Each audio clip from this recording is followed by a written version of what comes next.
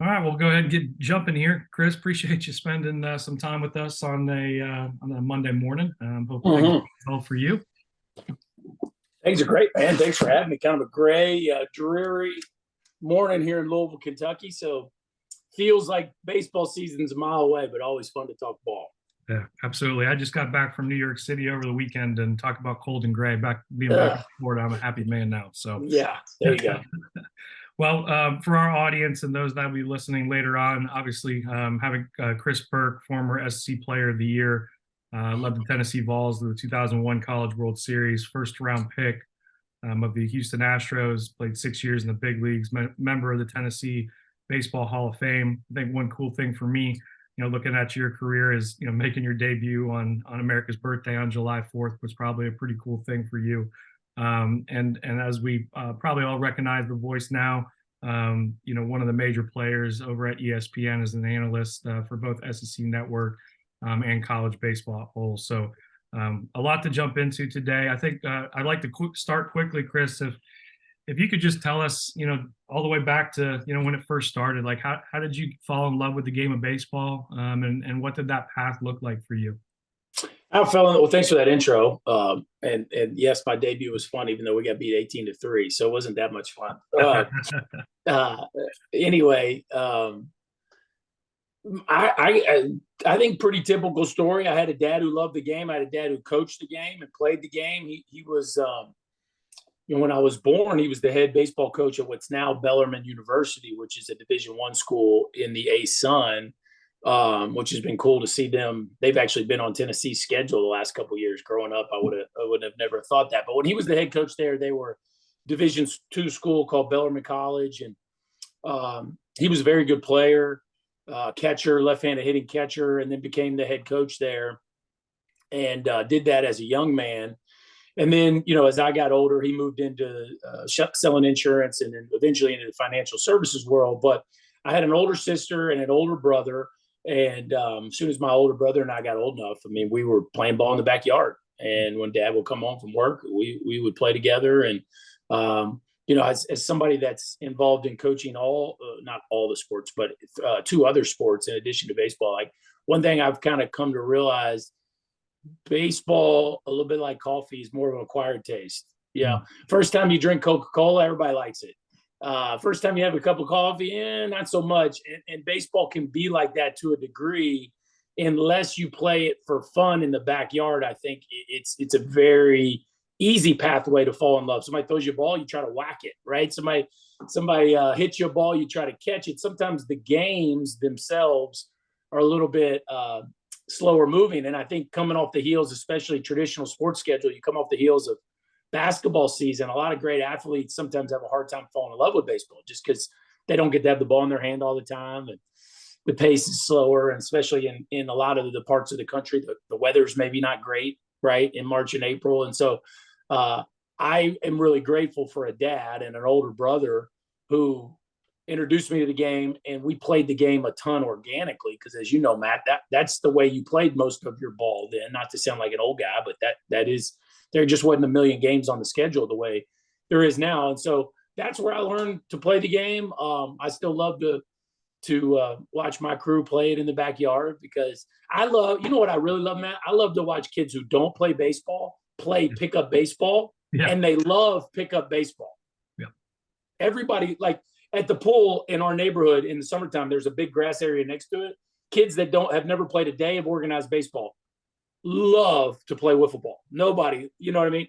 Yep. So anyway, that's just kind of a note of, I think the game is, I like to say, when you learn to play it organically, you can sit through the misery of a real game waiting for your next opportunity to get up to hit. I just picture my 12-year-old who no longer plays the game. I picture him. He never fell in love with it. I picture him in T-ball and what you're saying, and picking the flowers out in right field and just not knowing what to do, right? And it's funny you say that because when people ask me, like, hey, how do I get my son or daughter to start being better or start playing the game? The first thing I tell them is go get one of those huge bats from Kmart or Walmart or Target, right, with the big barrels on it, the plastic ones. I say throw them a ball and just let them feel getting the ball on the barrel, right? Instead of starting them right in T-ball or or going to machine pitch or whatever it is, when they're trying to hit this thing that's, it's tougher, right? So It is. I think, excuse me, 2-on-2 baseball, 3-on-3 baseball, where you're constantly up to bat, you're constantly running the bases, you're playing with ghost runners. We grew up, we used to ride our bikes to a church softball field. This is funny now, but you weren't allowed to hit the ball to right field. There's one infielder, one pitcher, one outfielder. If you hit it to right field, you were out.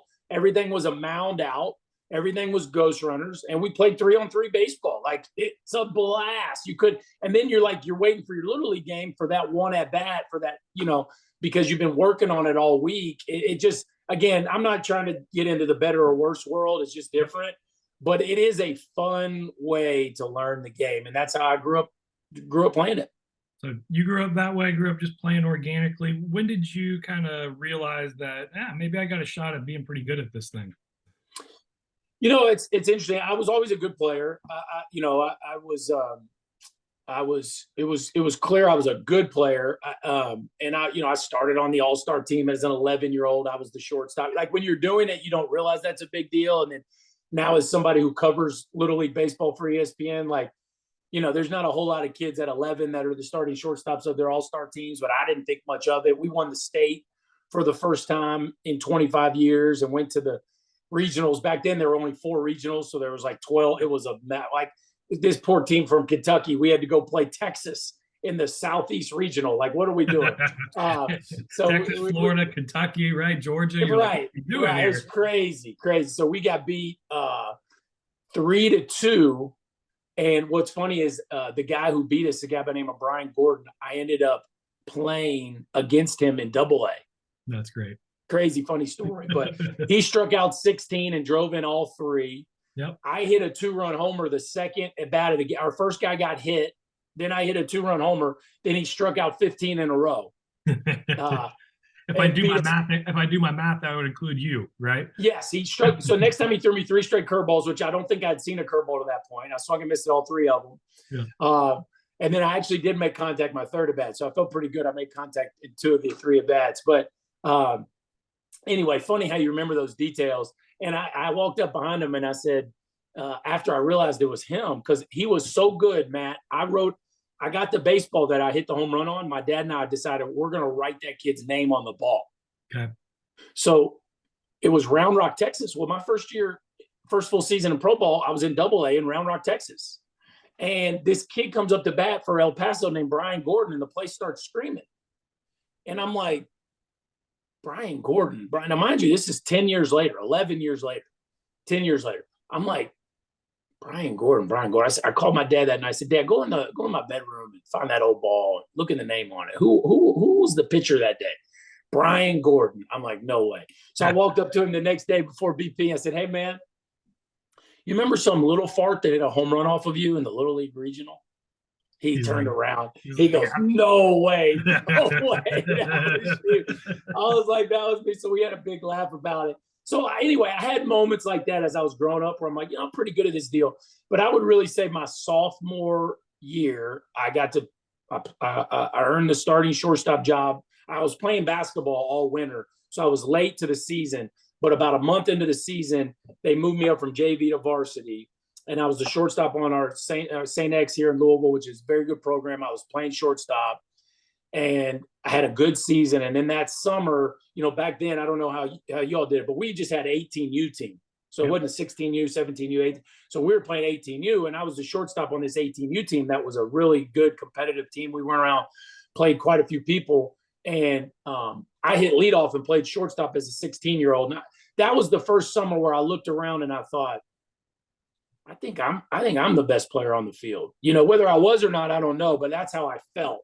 Mm-hmm. And that was, my dad was a college baseball coach, and he was breathing that kind of same energy in a very healthy way. He still coached my tail off, but he was encouraging me that I was developing well and I was running good. And so anyway, that was when I first started thinking, I think I can play this game at a pretty high level. Yeah, absolutely.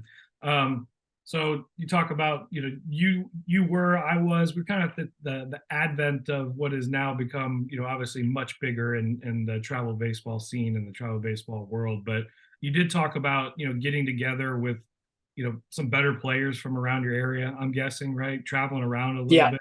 Hmm. What benefit do you think that did have on your development as a player? Yeah, I certainly don't want to be a hater on the current model. I mean, my kids are. I got my Vipers T-shirt on. Like I'm associated with a travel organization, and Yep. I know that's your world, and there's a lot of great benefits to travel baseball. It's not all the negative narrative that people paint it out to be. And really, I was a part of a group called Louisville Thunder that was kind of on the front end. And this really, to that point, the only travel baseball was Legion ball. Yep. And a guy by the name of Jim Powell, along with my dad and a few other dads, put together a team called Louisville Thunder. And we played played a bunch of games against Lexington was kind of out in front of us in this. And Lexington had an organization called the Dixie Stars. Austin Kearns was a part of that group. They had a lot of really talented players coming out of Lexington at that period of time. And so we used to do battle, but a lot of the best players from Louisville were leaving Louisville to go play in this kind of travel model. Well, this guy started, we kept a bunch of kids home. And so we had a good team. And as the University of Louisville's proven, Louisville's got a nice group of players as they've won with some of their homegrown kids. And I think the biggest thing for me was you get out of your zip code and you play against a team and somebody goes, that kid's going to Mississippi State. Somebody goes, that kid's going to North Carolina. I remember first time I faced a kid that I was told was going to a Division I. I remember facing a left-hander who was going to North Carolina. And I just remember thinking, North Carolina, like, wow, like that doesn't even feel real. And he was 88 to 90 with a breaking ball. And he carved me up my first at bat. And I came back in the dugout and Dad was like, you better get used to it. Like you keep telling me at that time I wanted to go to Alabama or LSU. It was like, you keep telling me you want to play at Alabama or LSU. Like, you better get used to it. Like, that's what it looks like, And so playing against high level competition, being on the field with kids that were going to major Division I schools, it's a very good feeling out process. How do I stack up? How competitive am I? Am I able to make the adjustments necessary to have a good at bat against a kid with this kind of stuff? So that part of it was just a blast. Different, to me, the post-puberty piece of travel baseball is much, or at least the mid-puberty, post-puberty, not to get weird in the conversation, but 8, 9, 10, 11, 12, even the opposition can't present that many problems. The ball's not moving that fast. The pitchers can only do so much with it. Yep. The bats are juiced, the fields are small. There's just not as many problems that can be presented. As soon as you get on a 60-90 field and you're playing against kids that are starting to play the game like men, now a lot of times, you got to stretch your wings and see what's out there. And you got to see left-handed breaking balls. You got to see pickoff moves. You got to see sliders. You got to see you know what I'm saying? And so now the travel piece to see what's out there, I think becomes a much more important part of the journey. I'm not saying all travel 8, 9, 10, 11 is bad. I'm not saying that. I'm just saying it becomes much more important as you get into that 14 to 17-year-old phase, They're definitely two distinct worlds, I think, right? And I think that they should be looked at that, right? That, pre big field, post big field, that's obviously the separator, right? And I think, one thing that obviously from Major League Baseball all the way down that we'd like to try to make a dent in is making the retirement age a little bit later, right? The retirement age of a current baseball player is around 11 years old, right? Wow. And so, if the retirement age of a baseball player is 11 years old, that's hurting our future coaches, our future fans of the game, all those type of things, right? So I think that there are definitely two distinct, worlds in this travel ball place, as you described, Chris. I think that's really, really good. So you realize I'm going to be pretty good at this thing. Sophomore year in high school, you end up finding your way to the University of Tennessee.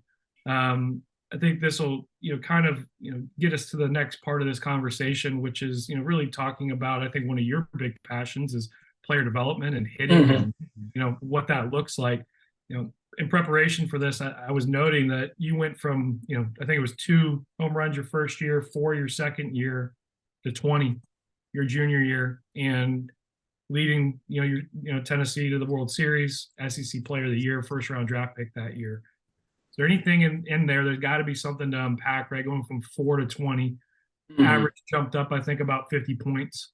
Is there anything in there that happened that you can share with us? Yeah, it's I look back at it. There's a lot to that. the first thing I would say is, and this is an interesting thing, I think a lot of our audience would agree. Maybe some of the younger folks that are listening maybe don't even realize this, but when I was growing up, the biggest thing in the game of baseball from an individual record as a hitter was the batting title. Mm-hmm. Yep. Everybody wanted to win the batting title. I had the highest batting average, and I love analytics. Give me as many numbers as you can give me. I'm going to sort through them and tell you the ones I like and tell you the ones I don't like. Doesn't make me right. That's just my deal. I try to walk in the middle of the old school, new school. And I understand, and I tell kids this all the day, the batting average can very much be the devil of this game. Like, you can become obsessed with your batting average to the point of it defines how you view your success. And we know that batting average has an insane amount of circumstance involved with it. And I've had to have this conversation with my boys 1,000 times. That being said, I still don't know any hitter that doesn't like to get a hit when they go up to bat.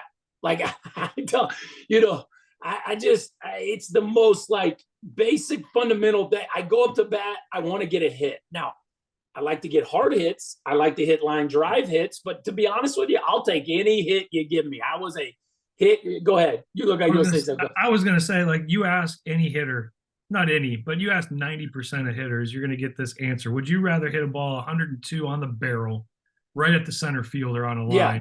Or would you rather hit a bleeder over the second baseman's head and get on base? And they're going to be like, give me that bleeder. Give me the bleeder. I just want to hit. I just want to hit, please. I just want to hit. I want to go 2 for 3. I want to go 3 for 4. Who doesn't want that right now? Again, we know why the analytics exist. Reaching first base is just a means to an end, and you can do that with a walk. I get it. Obviously, the harder you hit it, the more consistently you hit it hard over a long stretch of the season, you're probably going to be a better hitter than a guy that's not hitting it that hard, that consistently. We get all that. I'm just saying, I grew up a hit collector. Yeah. I just give me hits. I want as many hits as I could possibly have. To me, that was the whole thing. I want to hit.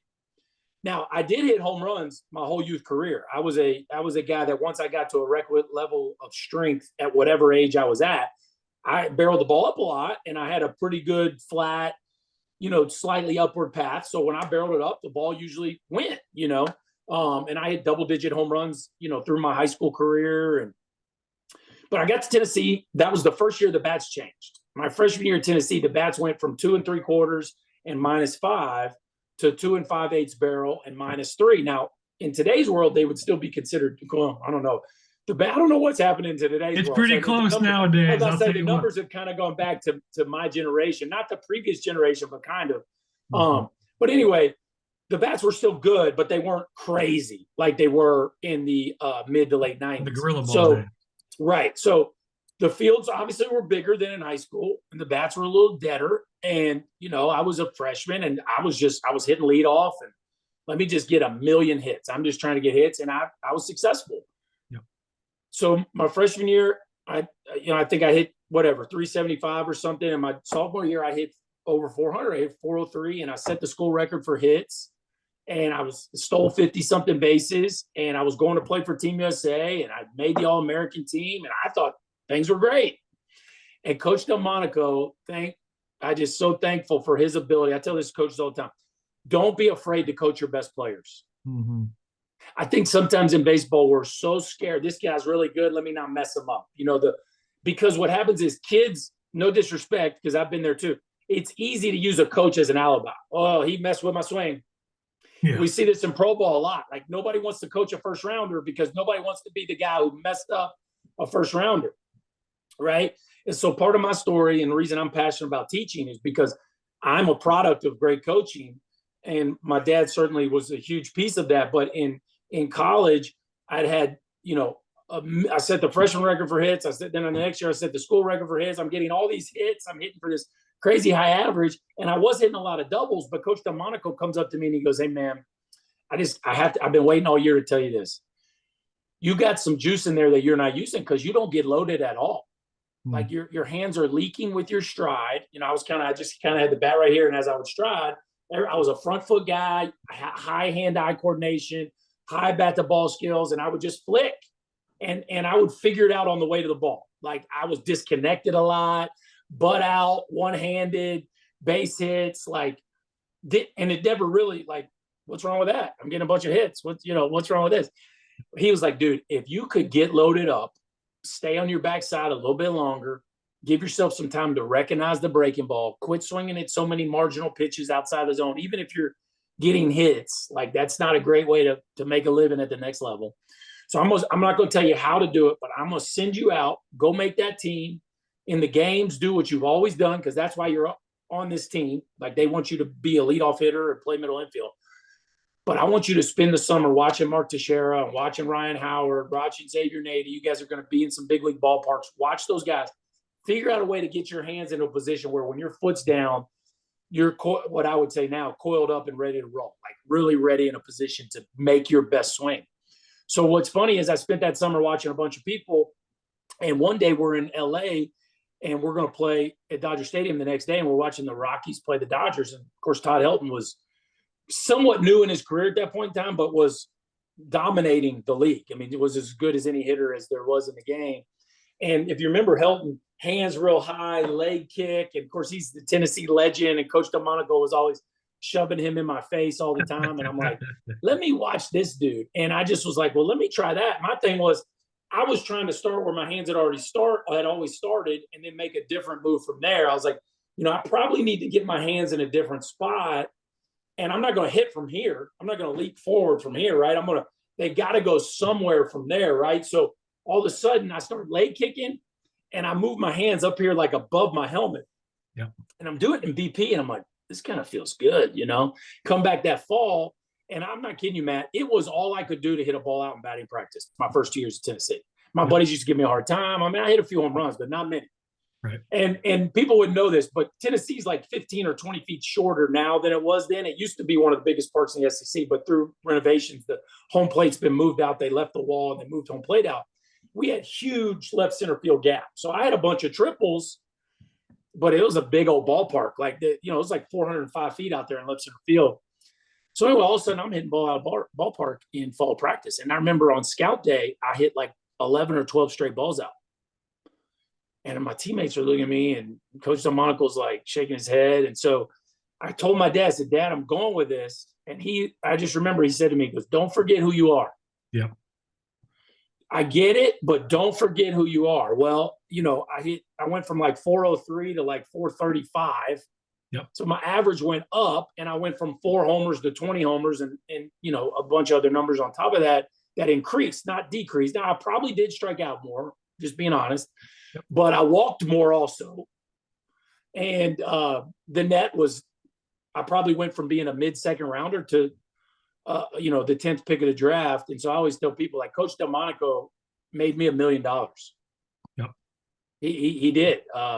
Just by having the balls to challenge, right? Not to coach me. Yeah, that's exactly. right. And so my point is twofold. Number one, he wasn't afraid to coach me, and he coached me with the right information. What he told me was correct. And he had the video to prove it. He put nobody was using video back then, but he put the video up. He's like, I want you to watch her. And if he didn't show me, I wouldn't have believed him. I'd be like, is this guy serious? I rake. Like, what is this guy talking about? And then number two, so he wasn't afraid to coach me. He coached me with the right information. But then the second part of that is, and I credit my parents for this, I was coachable. It takes two to dance, right? And so he wasn't afraid to coach me, and I wanted to get better. I actually believed him. I'd hit home runs in my past. I thought I could hit the ball, the ballpark a little bit more, and I was okay with changing. I wasn't afraid to change because I thought it would make me better. So you look back on that and say, you put those two things together, and my junior year was one to remember. Yeah, I've got 2 little tidbits that I'd like to throw out there based on that conversation, that story. Number one, as a hitting coach, one thing that I've always done, obviously, you played at a lot higher level. I've had the opportunity to live in Orlando, Florida, and get to coach a lot of really good players. Mm-hmm. The first thing I always did with a kid is I tell them, hey, I want you to get in the cage the first time you hit with me, and I want you to pretend you're playing wiffle ball in the backyard. Like, what would that look like to you, right? Like, and I'm not saying that's how we're going to swing, right? But what does the freedom to move how your body wants to move? Mm-hmm. I think that I typically have worked with older kids, Chris, and I think that from what I've seen in my own life, it might be a small microcosm, but I see a lot of overcoached and over mechanical swings at a young age, and the ability to free that kid up and to let him move how he naturally moves. Obviously, there's going to be things that you got to do, but I think when I heard you say like, I got my hands up, a motorcycle leg kick, whatever it might Yeah, not big, right? But I let it was big. you look at a guy like you who's twitchy, who moves well, right? Like in my mind, that is what you want, right? That is what you want. And another thing that rang true to me is we hear a lot of ex players in your generation, my generation.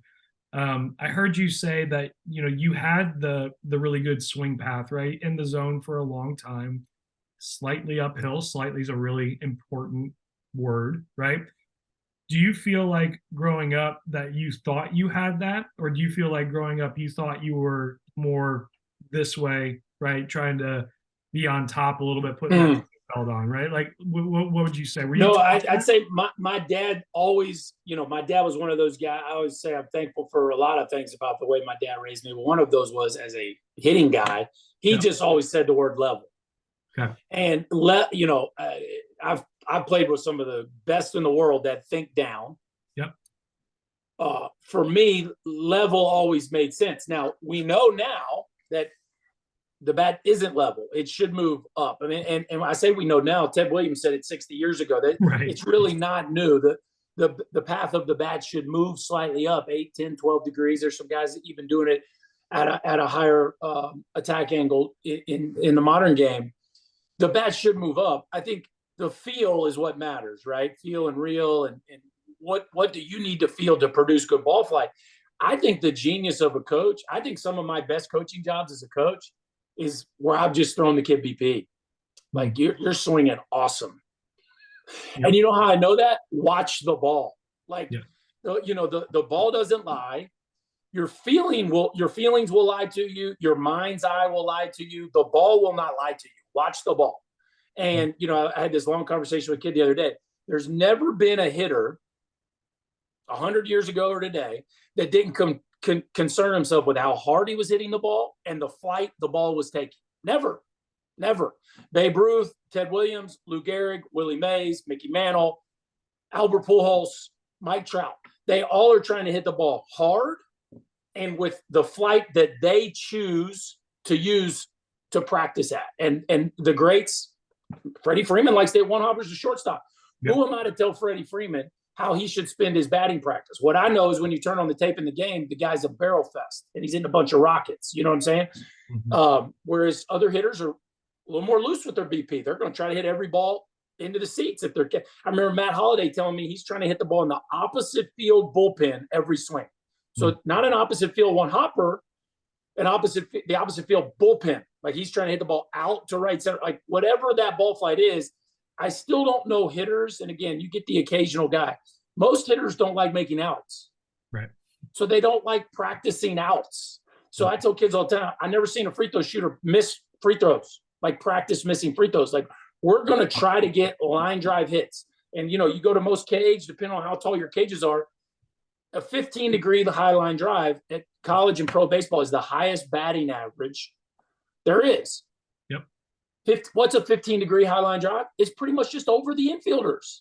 Mm-hmm. Or if a pitcher's standing on the mound, it's over his head. Now, that's not a new thing. Right. To tell a kid that's 15 degrees high is a new thing. But to tell him to hit a line drive over the infield is not a new thing. And I tell coaches this all the time. You know more than you think you know. It hasn't changed as much as you think it has. If you were ever telling kids to not hit line drives through the infield, you were wrong. Yep. And if you're telling them to not hit them now, you're probably wrong, with the exception of the occasional uber talented kid. But even those kids, I still think most of those kids would do well to practice line drives over the infield head and just say that a homer in a game is a line drive. My dad, as long as I can remember, used to tell me a home run's a line drive you just missed. Yeah. And science has proven that over. And I know the swing isn't level, but the thought of being in an athletic posture and feeling the bat stay square and notice my hands now moving up. But in my mind, man, I'm just trying to get the bat to the zone and keep it there. And if I maintain an athletic posture, that bat's going to work up on its own. So, yeah, the bat's moving up. But really, I'm trying to hit the middle of the ball with the middle of the bat. Yep. So my dad never told me to hit ground balls. And I could run. We're trying to hit line drives. And we're trying to be line drive machines. And we didn't really talk about what our misses look like. Like, that's not a line drive. Let's do it again. That's not a line drive. Let's do it again. And I just think exit velocity and launch angle are just fancier ways to measure. They're not new. We're just measuring and have terms around what's your ball flight and how hard did you hit it. Exactly. Yep. It's not as new as it feels like it is. And what's new, Matt, is that we now have these things that can give us some of that feedback, and we can get slow motion video to tell somebody this is why you're not hitting enough line drives. Correct. Or this is why your body's not moving well enough to get to what I think your peak exit velocity could be. Correct. But the measurement of those two things, while it sounds new, is two things hitters have always done. I hit that ball hard and I hit it on a line. That's not a new thing. And the crazy thing for me about hitting, and we have hacked the kinetic chain when it comes to pitching, right? Mm-hmm. Like guys are consistently, maybe not throwing harder. I think there's arguments that the radar guns are a little bit different in the way that they work, but I would argue that there are more guys doing it than there were 20 years ago, right?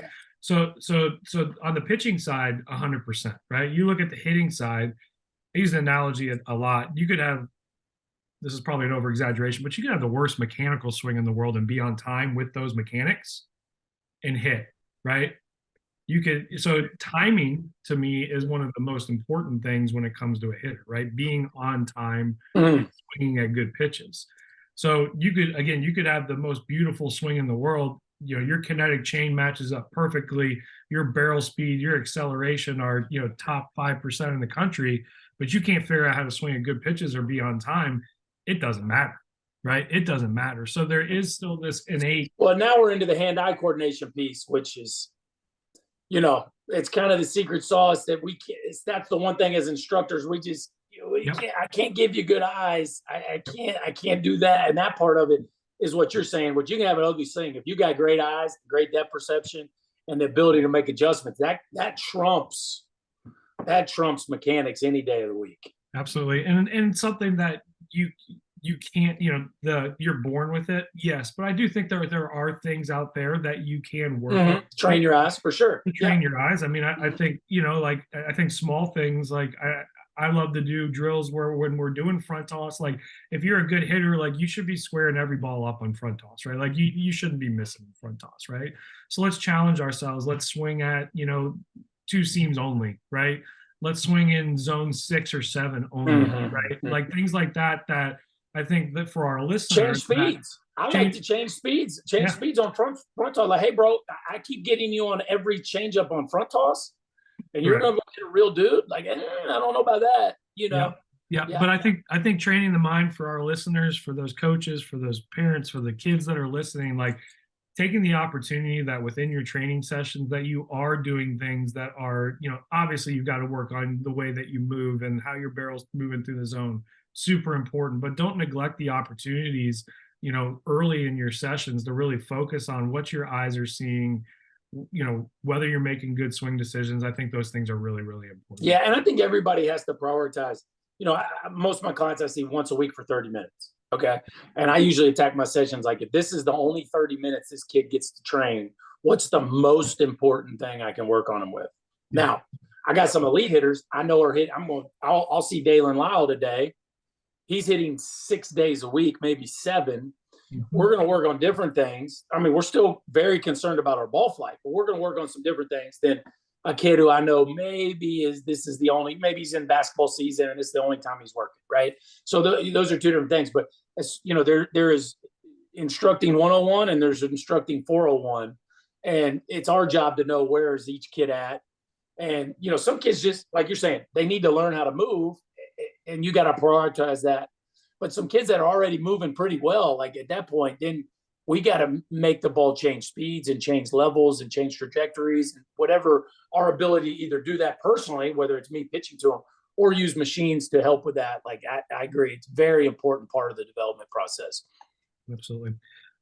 Again, I'm just going to make an announcement for all of our attendees. Anybody here, if you've got any questions, question and answer button there at the bottom, you can click. We got probably about 15 more minutes of our conversation, then try to get to some of your questions. So, Chris, let's talk about you see it every day, from whether it's you coaching your boys, being part of the Vipers program, up to your analyst job with ESPN. I think I'd like to start from kind of the top and work our way down, right?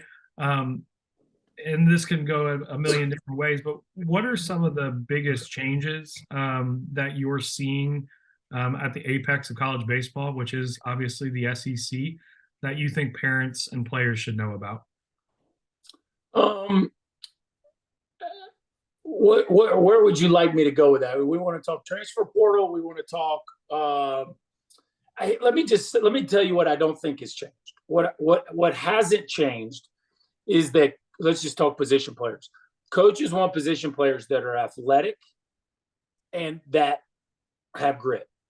Yep. Like I would just tell you those two things. Now, sometimes the recruiting process is harder to vet out the grit. But that's where some of the better travel programs continue to send their players to certain places, because the coaching staffs at those schools trust if Kevin O'Sullivan calls Matt Gerber for a player, the recommendation that Matt Gerber gives holds weight. Right. Like he trusts what Matt Gerber says about X players' makeup. And also travel organizations have gotten to a place now where they know this kid probably it's not going to work good there. That's not, and that's not necessarily always good or bad. It's just, there can be some different strokes for different folks as it pertains to certain types of programs, And so, but I do think across the board, coaches are seeking athleticism, and they're seeking players that can deal with the immense failure and pressure of the game at its highest level. And the sport of college baseball has always been insanely competitive at its highest level. You asked me to talk about it at its apex, which is where I cover it. I'm blessed to do that. Yep. But it's never been more so than now.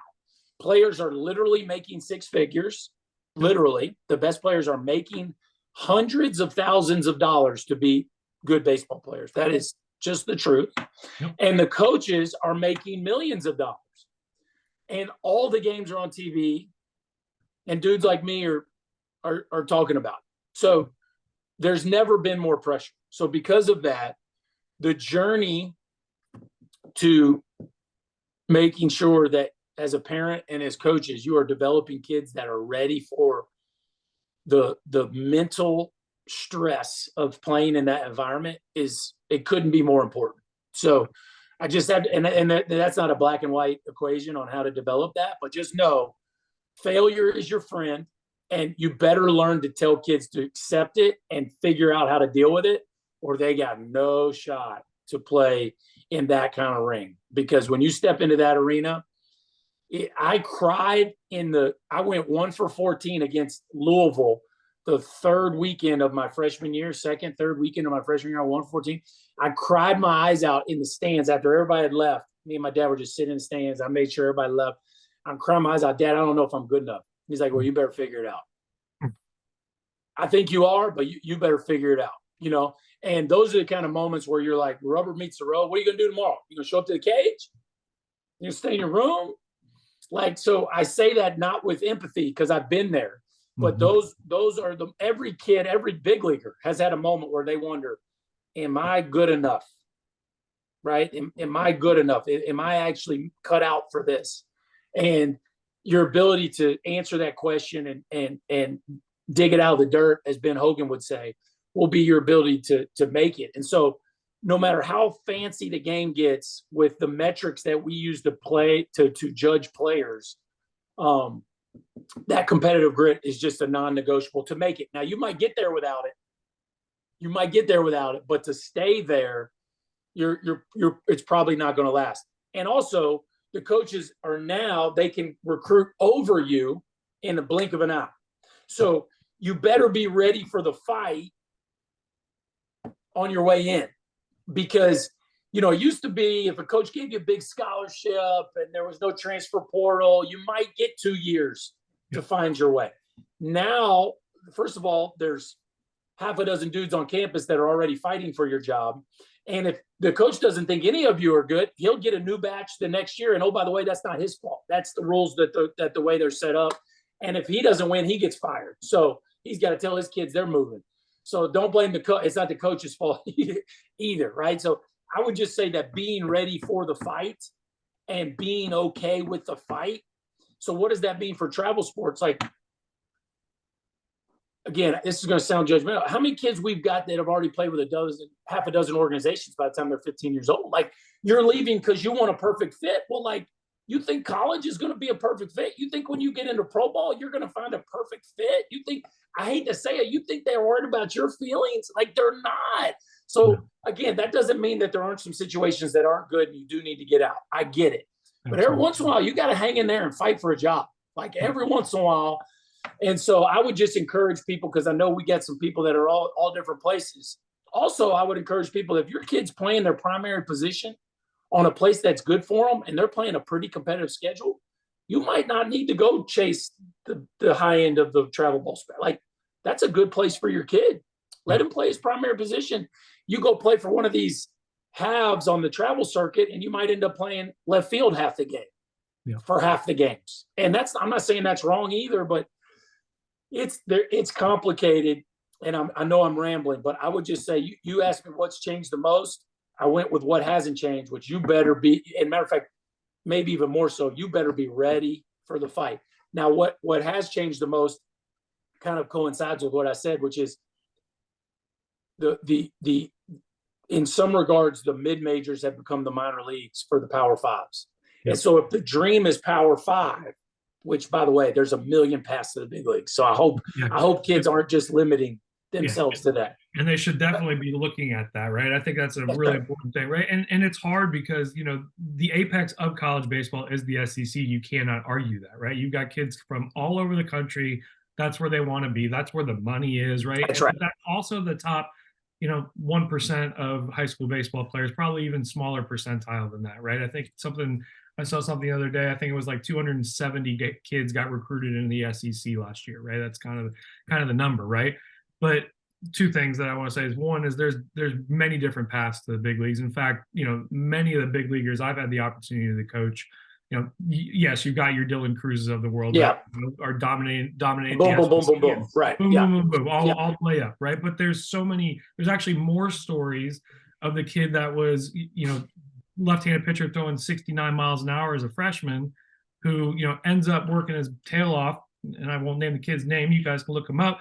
Ends up at FAU's there for 3 years as a fifth rounder at FAU. Now he's been in the big leagues for 8 years as a starting pitcher for the Colorado Rockies, right? And there's a lot more like that. Chris Sale, a guy that played for me, same thing, right? Kind of nothing. I don't know if you work with Shanuel, but Shanuel where was he out of high school? Can't run all that good. What's his position? Is his power elite? Next thing you know, the guy's already in the big leagues. First guy in the big leagues, right? Yeah, absolutely. So, Trey Turner's another great example of that, right? Like, everybody missed him, right? If Chris Hart found him, 100%, right? So again, for the players, the parents that are listening to this, yes, there should always be goals, like Chris is saying, and the SEC is the ultimate goal, as it should be, right? But at the same time, there are different paths to get to where you want to be, and if we're talking as a whole, the goal of playing college baseball still puts you, whether you're at the NAIA level, junior college level, whether you're at the Division I, Division II level, you're still in the top 5% of high school baseball players. Yeah. And Major League Baseball doesn't care. They don't care. No. But I would say the similar analogy to that is college baseball coaches really don't care who your travel team is. They're looking for traits. You know what I'm saying? Like, Major League Baseball doesn't care who your college program is, and college baseball doesn't really care who your travel ball program is. They are looking for traits, and it starts in your chest and in your mind, and then it obviously overflows by the way you move, and whether that's a pitcher or a hitter, like your ability to throw and command the baseball as a hitter, your ability impact the baseball and control the barrel. And then, can you play a position and can you run? Like, all these things matter a ton. But what they really don't care is the name on the front of the jersey. They really don't. I mean, Dan McDonald's a neighbor of mine. He lives just right up the street. Like, we talk about it all the time. And now that doesn't mean that playing for one of the top premier programs is evil either. Like, if that's your deal and you want to be in every big circuit, if that's your family's best thing for y'all, go for it. I'm just saying it's not a prerequisite to making it. No, I think, but I will challenge this part of it. I think that the relationships are really important. Whatever the name is, right, Mm-hmm. is the guy that's coaching you, whether you're the major Division I guy, whether you're the Division II guy, does he have, like you started the conversation, does he have the relationships with the coaches that will that matters when that phone's picked up? Because at the end of the day, I think that there's this conception that, exposure equals recruitment. Exposure does not equal recruitment. First of all, being good enough. I think currently exposure equals being exposed, right? If you're not ready for it, for sure. Right? Exactly. Yep. But the real equation, if we're writing it on a chalkboard, is how you want to quantify it. Being ready plus the right people around you equals recruitment, right? So I think that combination of being ready plus being with people that can move the needle for you is really important to reaching your goal. Right? And I appreciate you making that. I'm not saying that there aren't programs and people that can really help. Right. 100%. I'm not, but like I tell kids all the time, I can call this coach for you, but that's it. Once he comes to your camp, once he comes to see you play, you better play good, right? Like, I'm not, like, nobody's giving you a scholarship offer, especially in today's climate, because I told them that I think you're good. That ain't the way this deal goes. And for those listening, if guys aren't giving a scholarship based on what Chris Burke is saying, right? If anybody out there selling you that we're going to get you a scholarship because you're playing for me, they're lying to your face. No, right? And that's back. Now we're back to the traits conversation. That's really what I meant, which is there are people that can certainly make life easier and streamline the process for you. No doubt about it. I can put you in front of a coach. There is no doubt about it. Once he watches you, he better like what he sees. And, to a degree, it's like I tell people all the time, like, tomato. Some of these guys like certain traits. Some of these guys are interested in some other traits. And that's why recruiting can be very messy. And the Nolan Shanuels of the world can get missed. Like, that's how it happens. There's no doubt about that. I remember it was probably about 10 years ago, I had a SEC pitching coach come up to one of our games when I was still coaching travel baseball. And we had a kid who, in my mind, was probably like our 9th or 10th best arm, right? And he walks up, he's throwing like the tail end of like a pool play game, and we're up by 8 runs, and he's out and he's just ripping breaking balls. And this was before like spin rates or anything, but you could just tell like that thing's falling off the table. Now the kid was like skinny and 85, but he was just ripping breaking balls, ripping them. And this SEC pitching coach comes up, and his words were, "I want that breaking ball," right? Like, I want that breaking ball.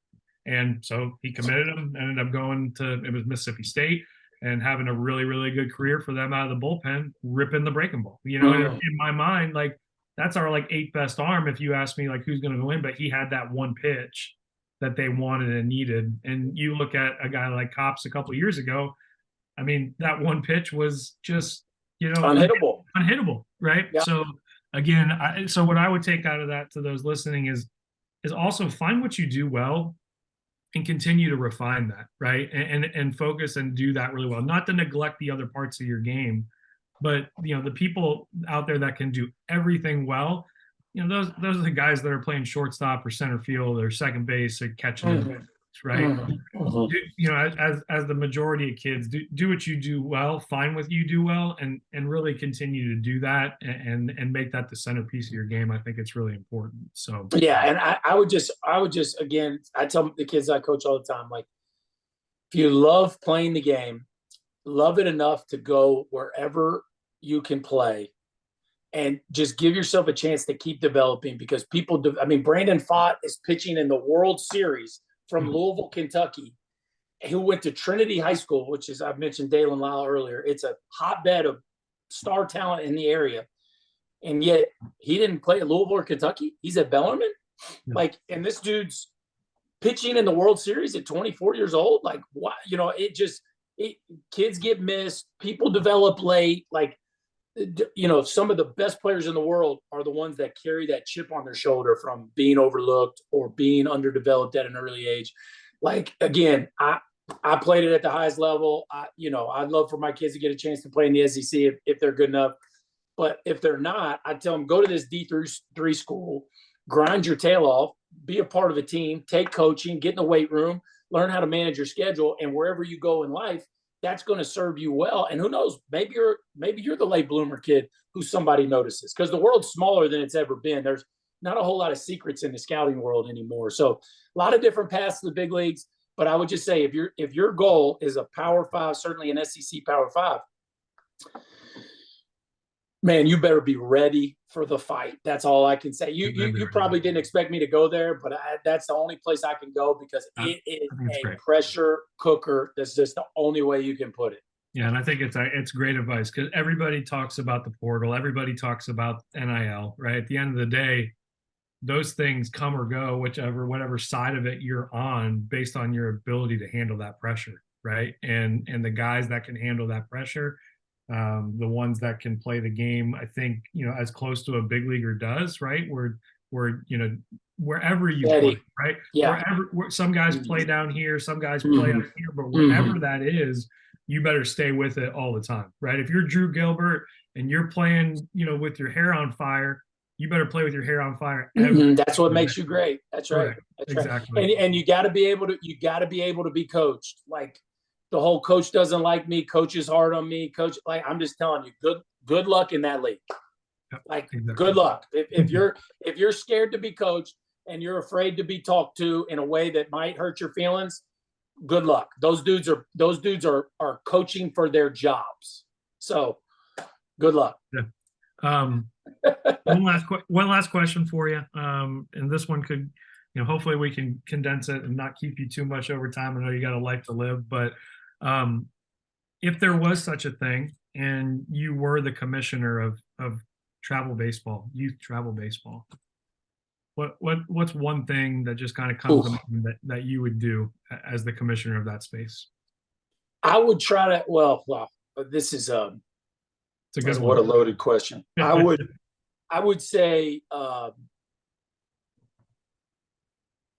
think the part on a very practical level that frustrates me is the Tuesday to Sunday piece. Like, kids are spending their whole summer in a hotel to play one game a day. Mm-hmm. And it feels like there's a better, I'm not saying don't travel, and I'm not saying the big events aren't great. They are. And I'm sure if I was a tournament director, I would see it through a different lens. I just, like the point is to play good. We say the whole point's exposure. Like, how am I getting better sitting in the hotel playing Fortnite the whole day and then going to the field for 2 hours? Like, I just, like, there has to be a better way than that. And, again, I don't have the answer, so I don't want to be a guy that's just crushing the current model, but it feels like, the best players in the world, I tell my son this all the time, like Corey Seager is going to take today, not in December, but if we're in the middle of July, Corey Seager today is going to go through his hitting routine, which is going to take 30 to 45 minutes. Then he's going to go out onto the field. He's going to take 10 routine ground balls. He's going to take 10 backhands. He's going to take 10 forehands. He's going to take 10 slow rollers. He's going to feed 10 double plays. He's going to turn 10 double plays. He's probably going to catch a half a dozen pop-ups over his head. Then he's going to hit on the field. Then he's going to go back in and get something to eat. Then he's going to probably get a few more swings. Then he's going to go play the game. He's already the best shortstop in the world. Mm-hmm. It's like, he's already the best in the world, and that's his Tuesday.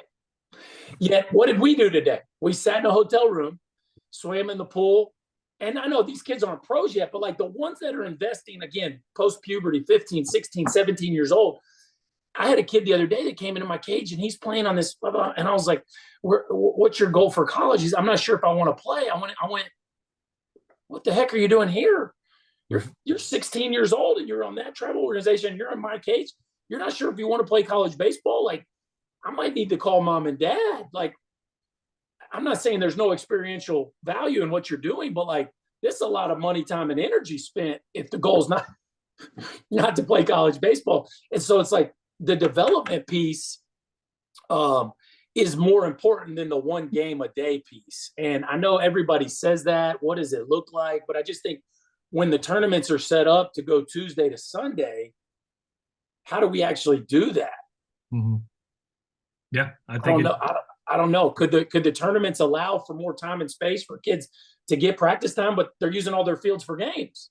Yeah. So I don't know what the answer to that. You probably know more than me on that, but that's the one thing. And again, I know that's real granular, but when you get into the summertime and I'm coaching some of these kids and you're just like, man, you've been on the road for 4 weeks. Like, how many ground balls have you taken in that period of time other than the 3 you got hit last game? You know? Yeah. I think there's a couple ways to tackle it, Chris, and I think there are some orgs that do a really, really good job of it, which is that they do, they're going to go out instead of just showing up and we're talking about the elite, right? The 14, 17 elite kind of players. Yeah.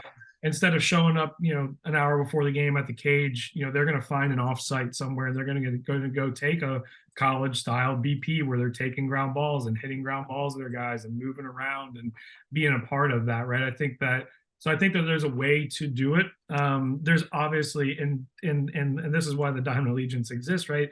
There's also a way to reimagine it and how should it be done, right? And think about, as we are able to bring together people like, the Vipers organization that you're a part of and the members of that we have together, is to come up with ways to do it better, right? So I think that I'm excited about where that's going to be. You'll see that from some things that we're doing this summer.